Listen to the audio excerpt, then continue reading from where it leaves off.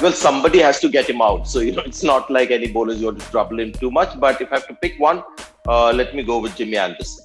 Well, I know Jimmy Anderson's had some success in the past, but the one bowler I want to be bowling at Virat early would be Jofra. And I think if England had a plan, it would be get Jofra on early at Virat, which would be a great balance and a great battle to watch in this series. I think Stuart Broad will be that bowler who would dismiss Virat Kohli most number of times in this series. He's got that leg cutter going for him, and even on these surfaces, he's more than a handful.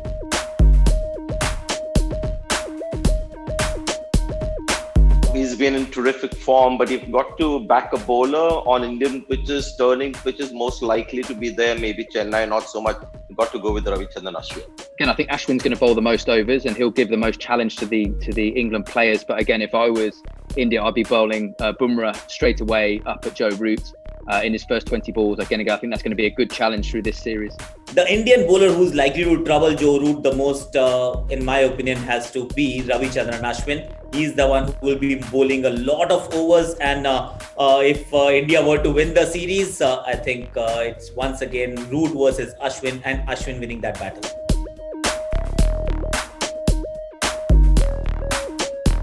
I'm going to go with between 500 to 800 because there is a likelihood that Pujara may not get 8 innings in this series. India might bat a little lesser considering its own series. Wow, I think in India, if he faces any less than 800, I think England will be over the moon. He's got such an amazing record in India, fine player. So anything under 800, I think England will be very, very happy. Well, I think Pujara will play about 1 million balls. Of course, that's not possible. I'm going to go with the 800 plus because that's the final option that you've given me.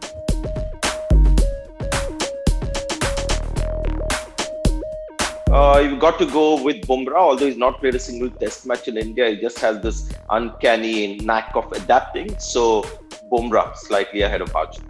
I'm going to go Bumrah for this series. I think Jasprit Bumrah is going to pick more wickets than Jofra Archer, provided Bumrah plays all 4 test matches. This will be his first test, or rather first series on Indian soil, but I think he'll pick more than Jofra.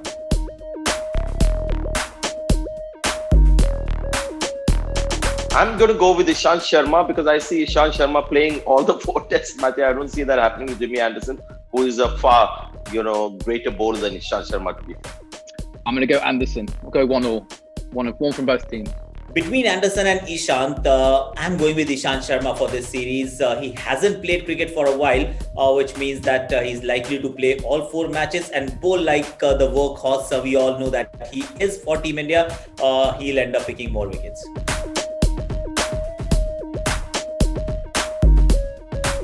One tip for all Indian batsmen to conquer not just Ashwin but all spinners is play as per the length of the ball. There's too much commitment onto the front foot, so that will get you into trouble. So just look at the length and respond accordingly. Well, I think they're going to have to find a way of putting pressure back on him. So they're going to have the balance between being positive when the wicket is good and being as aggressive as they can be and looking to score runs and having a good defence. Joe Root showed how to do that in Sri Lanka recently, but it will be that balance in their own way. But they've got to find a way of putting pressure back onto Ashwin. Let's start with saying easier said than done, because no amount of tips and tactics or planning is going to be just a foolproof method to neutralize Ravichandran Ashwin. The only thing I'd say for the English batsman is to just look to score runs. If you allow Ashwin to settle down and bowl at one spot for an extended period of time, it will be a matter of when and not if Ravichandran Ashwin will dismiss you.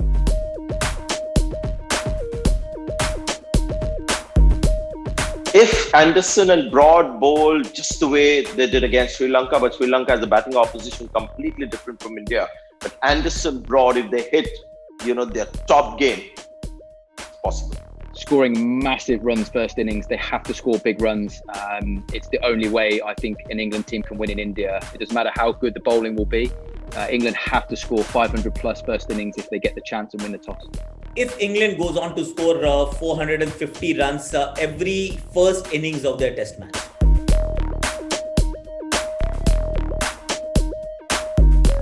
Well, just for the sake of making an out-of-the-box prediction, I'm going to go with Bumrah getting slightly overshadowed by the other 2 seamers that might play in the playing 11. So there might be a chance that Bumrah may not be India's best seamer in the series.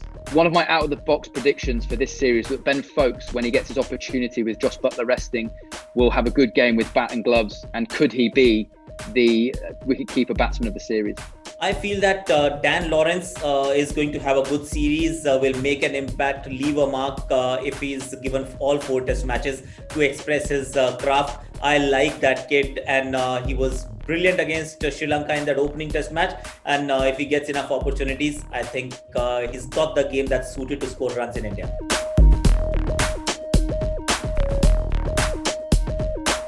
Scoreline for the series. Now, 2 years back, I would have definitely said maybe 3-0 or 4-0. But today, the way Test cricket is panning out, I don't want to get there. Sorry, I'm bailing out. My series scoreline prediction is that India win 3-1. Well, it's going to be India's series. I'm going with 3-0, even though I know draws are very difficult in this day and age. But then maybe a pink ball test match with a slightly wet ball on day 3, 4, 5, or rather the second or third session. I'm going with 3-0 in favor of India.